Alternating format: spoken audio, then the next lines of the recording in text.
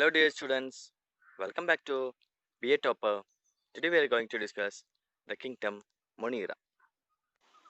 Bacteria are the only members of this kingdom. They were first discovered by Anton von Leeuwenhoek. They are the most abundant microorganisms. They are capable of living in extreme habitats such as hot springs, deserts, snow, and even deep oceans. Many of them live as parasites. Bacteria is broadly classified into two groups, Archaebacteria and Eubacteria. ആർക്കെ എന്ന വേർഡിന്റെ അർത്ഥം ancient എന്നാണ്, പഴയത്, പുരാതനം എന്നുള്ള അർത്ഥം വരുന്ന ancient. അതുപോലെ U എന്ന വേർഡിന്റെ അർത്ഥം ട്രൂ എന്നാണ്. യു ട്രൂ ഓർത്ത് വെച്ചിരിക്കണം. Archae means ancient bacteria, eubacteria means true bacteria. Ancient എന്ന് പറയുമ്പോൾ തന്നെ അറിയാം, they were the first living organism on earth. At that time there were no oxygen on earth, so they were the organisms who produced oxygen on earth. They were capable of living in extreme conditions. Extreme conditions means എന്താണ്? most harsh condition, വളരെ adverse ആയിട്ടുള്ള കണ്ടീഷനിൽ live ചെയ്യാൻ capable ആയിരുന്നു ആര്? ആർക്കിയോബാക്ടീരിയ. ഏതൊക്കെയായിരുന്നു ആ extreme condition? Extreme salty conditions.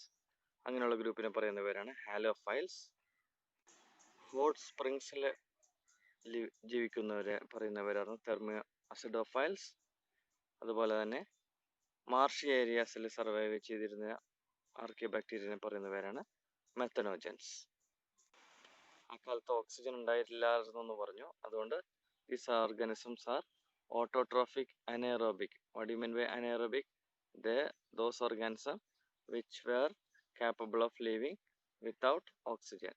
Oxygen ഇല്ലാതെ ജീവിക്കാൻ പറ്റുന്നു. അപ്പോൾ അവരെങ്ങനെ ജീവിക്കുമായിരുന്നു? they were autotrophic, but they are at the same time they are chemosynthetic.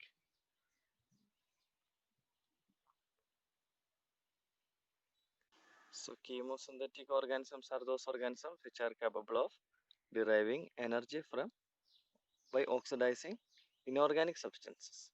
Okay. Eubacteria, they are characterized by the presence of rigid cell wall. Rigid cell wall ഉണ്ട്. At the same time എന്താണ്?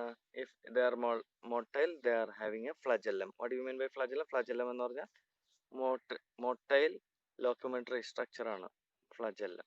Okay, നമ്മളിത് ഇനി വരുന്ന ഭാഗങ്ങളിൽ കാണാം. what do you mean by flagellum? Now we can see different types of Eubacteria. First type is photosynthetic autotrophic bacteria, which is otherwise known as blue-green algae. Blue-green algae or cyanobacteria. They are unicellular, colonial or filamentous. They may be freshwater, marine or terrestrial. Diverse habitat le നമുക്ക് ആരെ കാണാൻ സാധിക്കും? blue-green algae കാണാൻ സാധിക്കും. Unicellular like unicellular. In colonial means they will be in groups. What do you mean by filamentous? ഇതുപോലെ filaments ഉണ്ടാവും.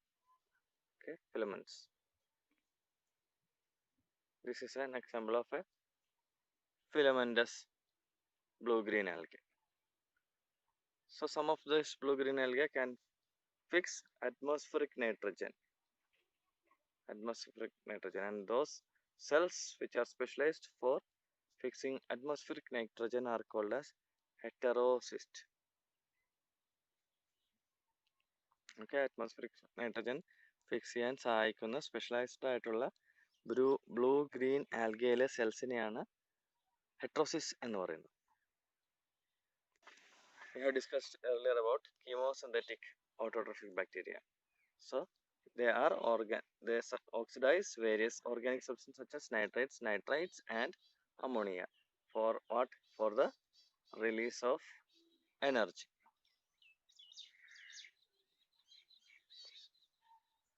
For that reason, they play a great role in recycling nutrients like nitrogen, phosphorus, iron, and sulfur. Next type of bacteria is heterotrophic bacteria. They may be either decomposers, they may be also nitrogen fixers.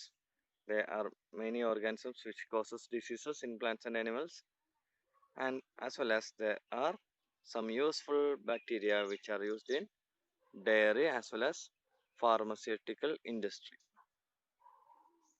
Now you can see the reproduction in bacteria. The main type of reproduction is by fission, either binary fission. In some extreme cases or during unfavorable conditions, what they do, they produce spores, and there is a sort of primitive sexual reproduction called conjugation, where there is a transfer of DNA from one bacterium to other through a conjugation bridge. Bacterial reproduction 3 തരമാണ് മെയിനായിട്ടുള്ളത്. അതിൽ fission എന്താണ്, ഒരു cell 2 സെല്ലായിട്ട് divide ചെയ്തു. Fission extreme കണ്ടീഷനിൽ, adverse കണ്ടീഷനിൽ അവരെന്ത് ചെയ്യും, ദേ ഫോം സ്പോർസ്. പിന്നെ ഒരു primitive type of sexual reproduction bacteria കാണിക്കുന്നുണ്ട്, അതിനെ പറയുന്ന പേരാണ് കൊഞ്ചുഗേഷൻ, where genetic transfer, DNA material എന്ത് ചെയ്യും, ഒരു ബാക്ടീരിയയിൽ നിന്ന് മറ്റൊരു ബാക്ടീരിയയിലേക്ക് ട്രാൻസ്ഫർ ചെയ്യപ്പെടും. Yet another type of organisms present in this group is Mycoplasma. The specialty of these organisms are they are the smallest living cells known, and they can survive without oxygen. And another important specialty is that they completely lack cell wall. They are mostly pathogenic in plants and animals. ഇന്ന് വരെ അറിയപ്പെടുന്നതിൽ ഏറ്റവും smallest living cells കാണപ്പെടുന്ന ജീവികളാണ് mycoplasma. ഈ മൈക്കോപ്ലാസ്മയുടെ പ്രത്യേകത എന്താണ്, they completely lack cell wall, cell wall കാണത്തില്ല. അതുപോലെ തന്നെ almost they are capable of surviving without oxygen. Mostly അവരാരാണ്, അവർ പാത്തോജനിക് ആണ്. Pathogenic means they which can cause diseases. So there is another important classification of bacteria based on shape. So you can see one by one. First is coccus bacteria, plural is cocci. They are spherical in shape, spherical or ovoid shape, ovoid. Example, Streptococcus bacteria. Bacillus, plural bacilli. They are rod shaped bacteria. Example, Streptobacillus. Third type is Vibrios. They are comma shaped, comma shaped. Example, Vibrio cholerae. Fourth one is Spirilla or Spirillum, which is a corkscrew shaped, corkscrew. Spirochete is example for this. Based on the presence or absence of flagella and their position, bacteria are classified. They are atrichous if there are no flagella. The bacteria are without flagella, they are called as atrichous bacteria. So ഇവിടെ A stands for without. Atrichous എന്ന് പറഞ്ഞാൽ അപ്പോൾ ഫ്ലാജെല്ല ഇല്ലാത്തത് എന്നർത്ഥം. So ഫ്ലാജെല്ല ഉള്ളതിന് എന്തായിരിക്കും പറയാ, they are called as trichous bacteria. So flagella ഉള്ളത് trichous, ഫ്ലാജെല്ല ഇല്ലാത്തത് atrichous. സോ trichous bacteria ഇനി ഒരുപാട് ക്ലാസിഫിക്കേഷൻ ഉണ്ട് based on the position of the flagellum. If a single flagellum occurs at one end, the type of bacteria is called as monotrichous bacteria. Atrichous അല്ല, ഒരു trichous എന്നുള്ളതിന് monotrichous എന്ന് പറയാം. Atrichous നമ്മൾ കണ്ടു അല്ലേ, ഇല്ലാത്തതിനെയാണ്, ആബ്സെൻസിനെയാണ് A ഇൻഡിക്കേറ്റ് ചെയ്യുന്നത്. So if there is a single flagellum that occurs on one end of the bacteria, it is called as monotrichous bacteria. If a flagellum is present at each end of the bacteria, അതായത് ബാക്ടീരിയയുടെ രണ്ട് സൈഡിലും ഓരോ ഫ്ലാജെല്ലം വെച്ചുണ്ടെങ്കിൽ അതിനെ പറയുന്ന പേരാണ് amphitrichous. Amphi means both. So here we can see a single flagella on either side. If a group of flagellum occurs at one end, or a tuft of flagella is found at one end, is called as cephalotrichous. So ഒരു എൻഡിൽ മാത്രം ഒരു group of ഫ്ലാജെല്ലിനെ കാണുവാണെങ്കിൽ അങ്ങനത്തെ organism, bacterial ഓർഗാനിസത്തിന്റെ പേര് നമ്മൾ എന്താ പറയാ, അത് സെഫാലോട്രൈക്കസ്. ഇനി രണ്ടെൻഡിലും ടഫ്റ്റ് ഓഫ് ഫ്ലാജെല്ല കാണുവാണെങ്കിലോ, they are called as Lophotrichous bacteria. ഇനി ഇതുപോലെ ഫ്ലാജെല്ല, if the flagella is seen all over the surface of the bacteria, it is called as എന്തായിരിക്കും, all over the surface ന് പറയാ, called as peritrichous. Peritrichous, P-E-R-I, peritrichous bacteria. So a number of flagella are present all over the surface. അങ്ങനെയുള്ള കേസിനെയാണ് നമ്മൾ peritrichous എന്ന് പറയുന്നത്. There is another important classification of bacteria based on nutrition. That is based on food habits. The bacteria are broadly divided into two types: heterotrophic bacteria and autotrophic bacteria. Heterotrophic നമ്മൾ first ക്ലാസ്സിൽ കണ്ടു, those who can take in food, and autotrophic എന്താണ്, those who can make food. Autotrophic bacteria are of two types: photosynthetic autotrophic or chemosynthetic autotrophic. Photosynthetic autotrophic എന്താണ്, they can prepare by the help of pigments. Chemosynthetic ആണെങ്കിലോ, they are bacteria which prepare their organic food from inorganic raw materials. So chemoautotrophic in the case there is no oxygen involvement. Majority of the bacteria are heterotrophic in nutrition. They are unable to synthesize their own food. So what they are doing, they are getting ready-made food from outside sources.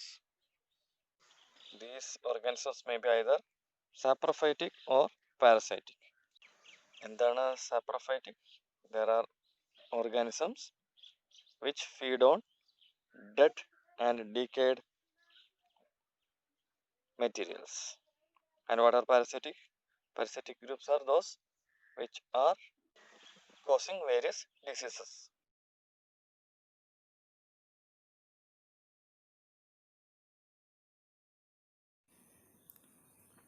Still, there is another classification of bacteria based on gram staining. In 1884, Hans Christian Gram developed a standard staining technique to classify bacteria. Staining techniques are nothing but a technique which make a specimen under microscope more visible. You can see the technique. All bacteria stain purple color or blue color with weak alkaline solution of crystal violet stain. When the stained cells are treated with 0.5% iodine followed by alcohol,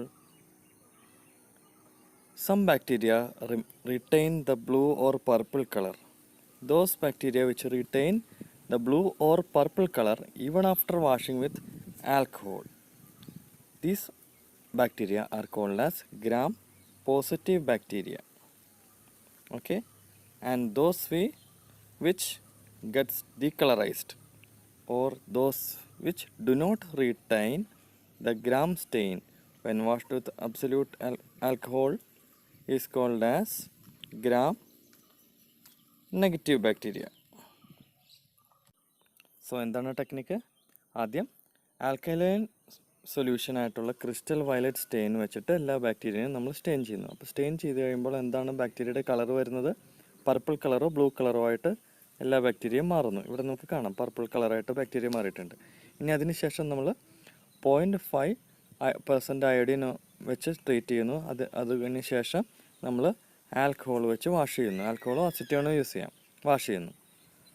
അപ്പോൾ എന്താണ് സംഭവിക്കുന്നതെന്ന് നോക്കിയാലോ. അപ്പോൾ നമുക്ക് 2 type ബാക്ടീരിയനെ കാണാൻ പറ്റും. Colour retain ചെയ്ത bacteria, അതായത് കളറ് അതിൻ്റെ റീറ്റെയിൻ ചെയ്തു മീൻസ് പ്ലസ്. ഏത് കളറ്? ആദ്യത്തെ പർപ്പിൾ കളറ് റീറ്റെയിൻ ചെയ്ത ബാക്ടീരിയനെ നമ്മൾ ഗ്രാം പോസിറ്റീവ് ബാക്ടീരിയ എന്ന് പറയുന്നു. അപ്പം കളറ് റിമൂവ്ഡ് ആയിട്ടുള്ള, അതല്ലെങ്കിൽ കളറ് നഷ്ടപ്പെട്ട ബാക്ടീരിയ, നഷ്ടപ്പെടുമ്പോൾ എപ്പോഴും നെഗറ്റീവാണ് അല്ലേ. അങ്ങനെയുള്ള നഷ്ടപ്പെട്ട ബാക്ടീരിയയുടെ ഇവിടെ കളർലെസ് ആയിട്ട് ഇരിക്കുന്നുണ്ട്. ആ ബാക്ടീരിയനെയാണ് നമ്മൾ ഗ്രാം നെഗറ്റീവ് ബാക്ടീരിയ എന്ന് പറയുന്നത്.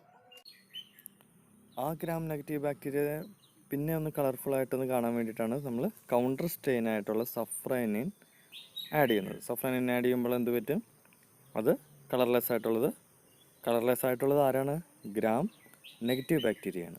അത് റെഡായിട്ട് കാണാൻ പറ്റും, വിസിബിൾ ആകും മൈക്രോസ്കോപ്പിൽ. അപ്പോൾ റെഡായിട്ട് വിസിബിൾ ആയിട്ട് മൈക്രോസ്കോപ്പിൽ സഫ്രൈനിൻ്റെ സ്റ്റെയിൻ ആയിട്ടുള്ളത് ഗ്രാം നെഗറ്റീവും, ആദ്യമേ നമ്മൾ ചെയ്ത ക്രിസ്റ്റൽ വയലറ്റിൻ്റെ പർപ്പിൾ അല്ലെങ്കിൽ ബ്ലൂ ഷെയ്ഡ് സ്റ്റെയിന് നിലനിർത്തുന്നതായിട്ടുള്ള ബാക്ടീരിയ ഗ്രാം പോസിറ്റീവുമായിരിക്കും. So we can once more see the steps in a more technical way. First step is the fixation with crystal violet, so that both the group of bacteria may be having the same color of purple color, which may be decolorized after the treating with iodine and decolorizing agents such as alcohol or acetone. Finally, എന്ത് പറ്റുന്നു? all those which retain the color is called as gram positive, and those which do not retain is called as gram negative bacteria. ഇവിടെ negative കാണാം, colour പോയത്. ഇവിടെ retain ചെയ്യുന്നതിനെ gram positive എന്നും കാണാൻ പറ്റും. സോ ഇതിനെ വിഷ്വലൈസ് ചെയ്യാൻ വേണ്ടിയിട്ട് കൗണ്ടർ സ്റ്റെയിൻ ചെയ്യുന്നത് എന്ത് വെച്ചിട്ട്? സഫ്രൈനിൻ വെച്ച് കൗണ്ടർ സ്റ്റെയിൻ ചെയ്യുമ്പോൾ ഇവിടെ റെഡ് കളർ സ്റ്റെയിൻ ആർക്ക് കിട്ടുന്നു? സ്റ്റെയിൻ പോയിട്ടുള്ള ഗ്രാം നെഗറ്റീവ്. അത് വിഷമമുണ്ടാന്ന് വിചാരിച്ചാണ് നമ്മൾ ലാസ്റ്റ് ഒന്ന് റെഡ് കളർ ഒന്ന് കളർഫുൾ ആയിട്ടിരുന്നോട്ടെ അല്ലേ. ഇവന് ഓൾറെഡി കളറുണ്ട്, ആർക്ക്? ഗ്രാം പോസിറ്റീവിന് കളറുണ്ട്. അപ്പോൾ ഇവന് വിഷമമുണ്ടല്ലോ അല്ലേ. അതുകൊണ്ടാണ് നമ്മൾ എന്ത് ചെയ്തത്? കൗണ്ടർ സ്റ്റെയിൻ ചെയ്ത് നമുക്ക് കാണണം, അതിനാണ് കാര്യം. ഓക്കെ, വിഷമാവും എന്നൊക്കെ ഞാനത് നിങ്ങൾക്ക് ഓർത്തിരിക്കാൻ വേണ്ടി പറഞ്ഞാണ്. മൈക്രോസ്കോപ്പിൻ്റെ അടിയിൽ നമുക്കത് വിഷ്വലൈസ് ചെയ്യാൻ അല്ലെങ്കിൽ കാണാൻ വേണ്ടിയാണ് നമ്മൾ സ്റ്റെയിൻ ചെയ്യുന്നത്. Okay, so we can see that cell structure and stainability with gram stain is the